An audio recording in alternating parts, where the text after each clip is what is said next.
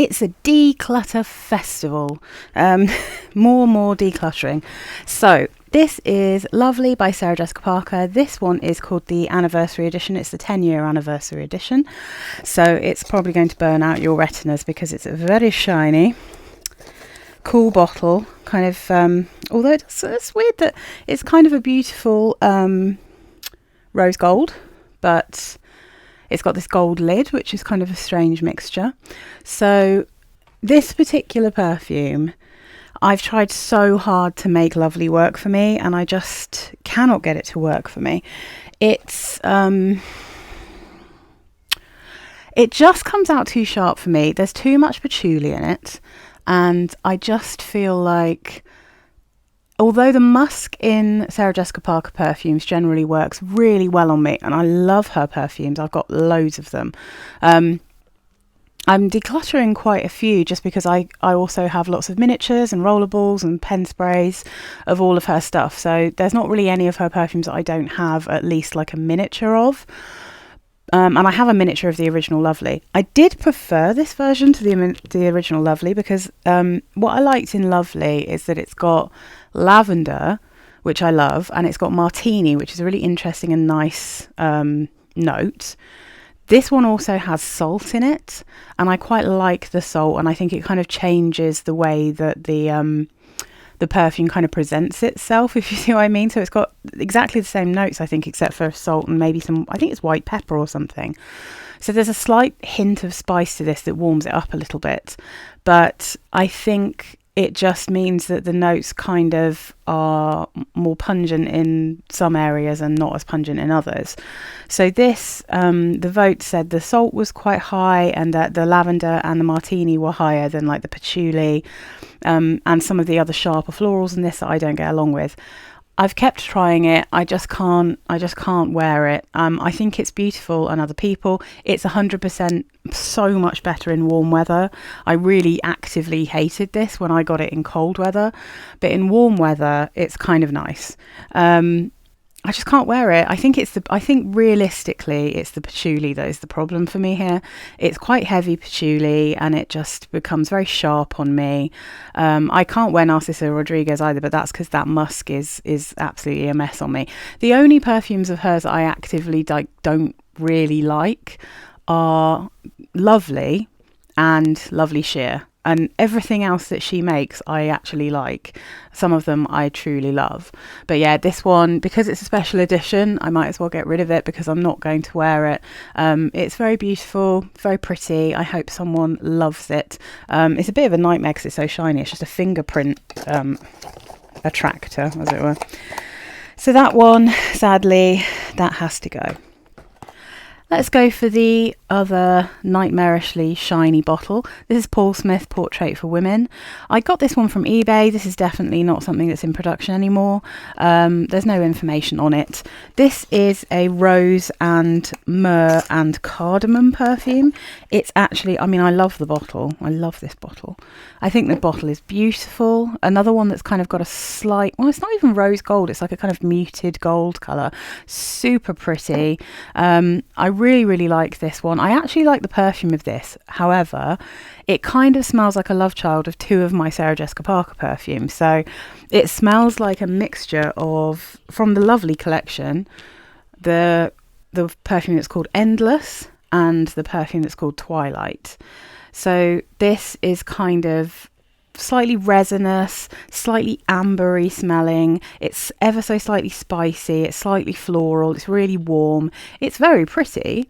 But because I have those two other perfumes that kind of separate the kind of ambery warmth out from the kind of slightly fruity floral with kind of a bit of spiciness going on, I don't really need this one as much as I love the bottle. And I did think about, well, I could keep this and it would serve as both, but I like those two separate entities. So this is just one that I don't really need because as soon as I sprayed it, it made me think of Endless. This one I think has blackcurrant and Endless is apple, but they still have this kind of warm, spicy, fruity floral vibe going on, quite light and quite skin scenty, a bit musky.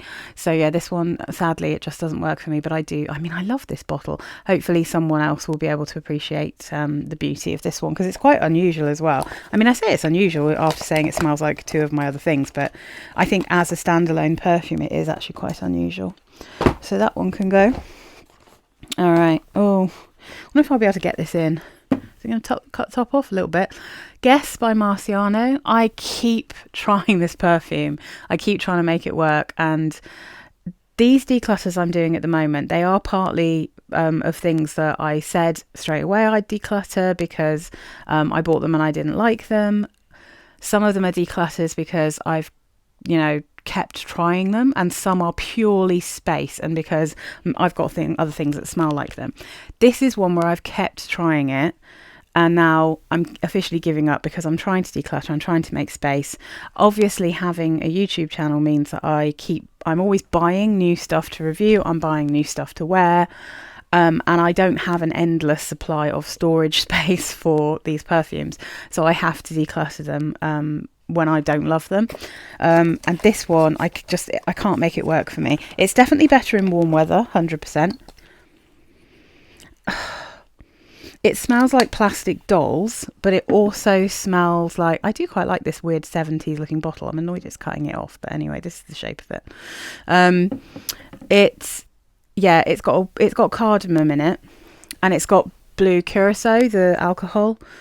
But there is something in this that is so sharp and screechy on my skin but then it kind of dries down into a vanilla that smells kind of caramelized. Like it actually smells a bit like a toffee caramel in the base.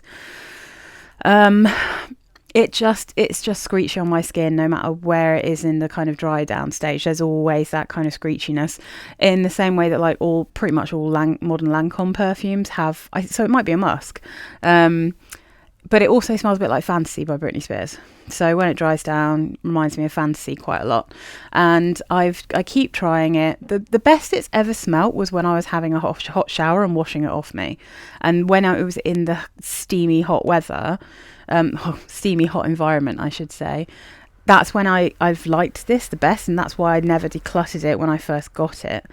But, I don't live in a hot, steamy climate, so it doesn't work for me, and I need to pass it on because, oddly enough, this was like 30 quid, this perfume, which for me, and that was from a discount store, so it's way more expensive than the other Guess perfumes that I have.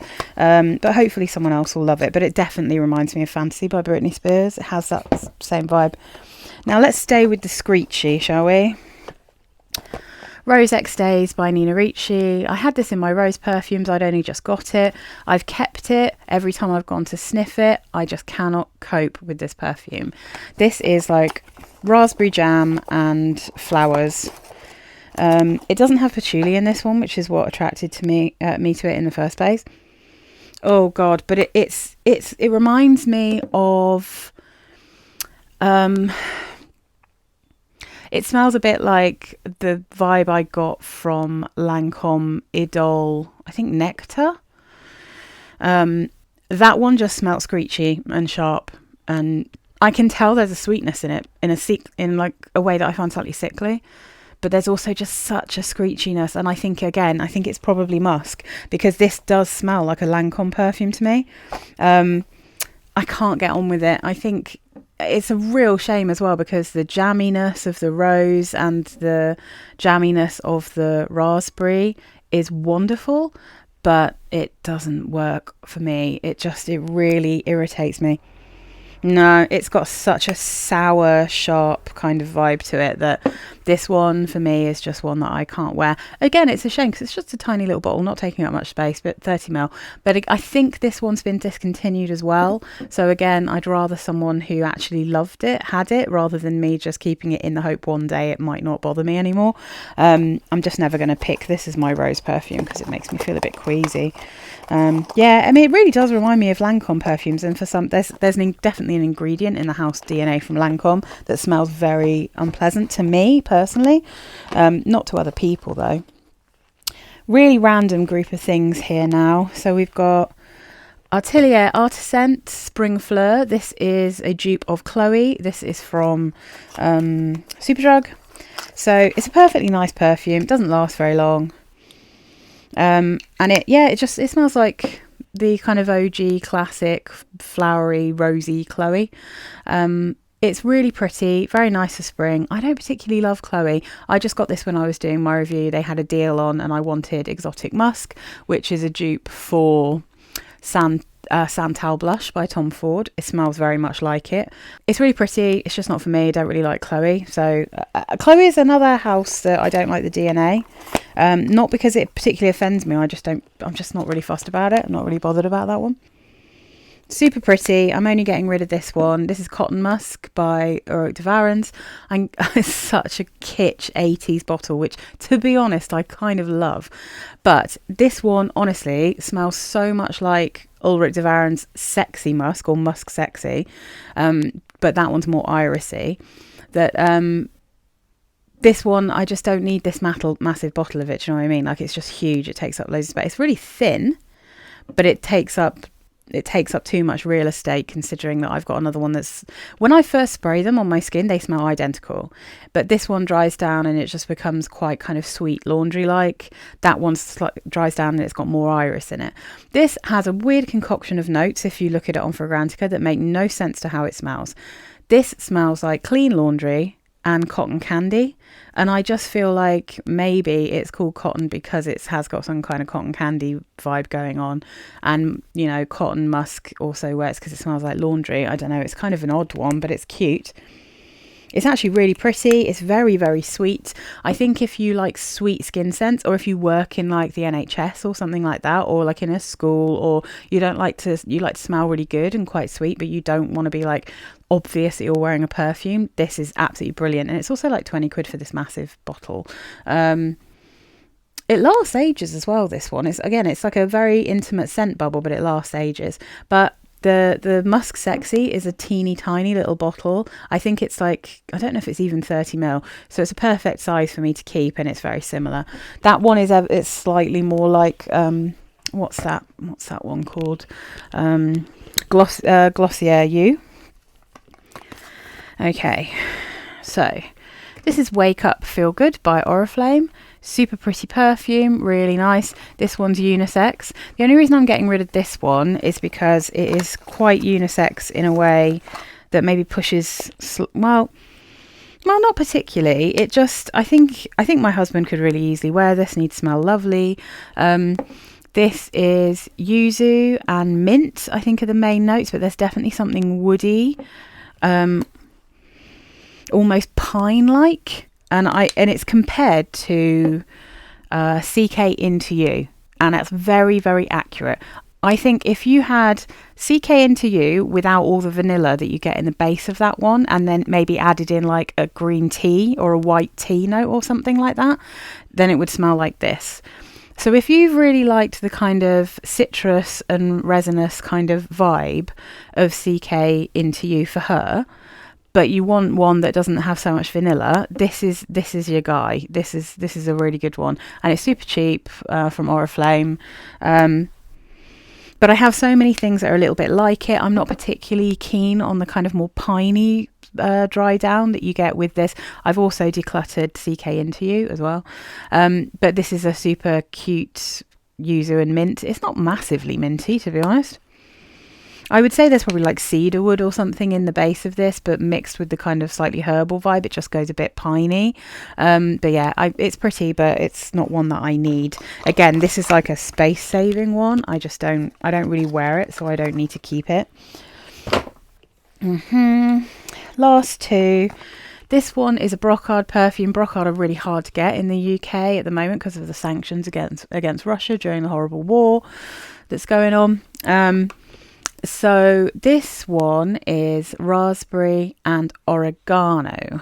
So this is one of the scents of nature. I really love these perfumes, and that's why I bought this, but it obviously had to be a blind buy. They don't sell these anywhere where I can smell them. So I kind of love this, but I also don't really love it. And I think it's the oregano that's the problem. I like the oregano. I like the smell of oregano, I should say. But in this perfume with this fruitiness, it kind of smells a little bit too edible and accidental. I'm not sure that those two scents go together particularly well. And it's a shame because it's a beautiful, juicy, kind of literal raspberry cordial kind of smell. It's really delicious, but I much prefer my other brocards. I've got loads actually. What have I got now? I've got I love the blackcurrant and mint, and I love the tomato leaf and blackcurrant. That's my absolute favourite. I've got a winter apple one. The one I really want is the strawberry one, but that one, I think it's a wild strawberry. I've only got a little sample of that one, and I've got a sample of some of the others that I haven't been able to get full bottles of. But this one, I think I just don't love it, and so I should pass it on because they are so hard to get. So I'll see if someone else has been looking for brocard perfumes, because I just doesn't quite float my boat. And the last one on this particular video is Ted Baker London. This is the Woman limited edition. So the original Woman is a kind of old school powdery what's the word for it, kind of floral, but it's got rum in it, and lots of vanilla. It's just a little bit too powdery for my liking. It says on the back of this box, opening with notes of green tea and ginger, this stunning fragrance blends aromas of soft lily, delicate jasmine, finishing with warm amber and creamy sandalwood. This fragrance is perfect for those who not only shine but sparkle. So the green tea and the ginger are, I think, new additions to this limited edition. So this is lighter, it's not as sweet, it's not as powdery, it's not as heavy as the original Woman, but it does still smell like the DNA of the original Woman. It's like it properly is a summer edition of Woman.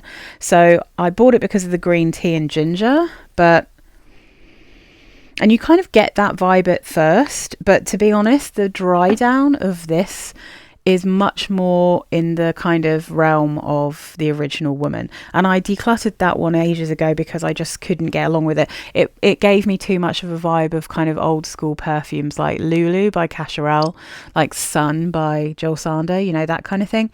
And I couldn't really vibe with it.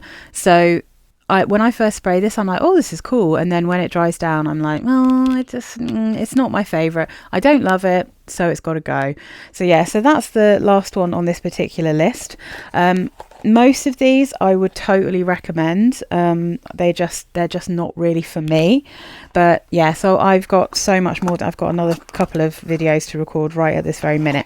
So I will be back with more declutters. I hope you enjoyed this. If you like any of these perfumes, please don't take offence. They just don't work for me. That bears no resemblance. It doesn't reflect on anyone else's taste at all. This is a very personal thing, as all perfumes are very personal to each individual. So yeah, that's me for this one.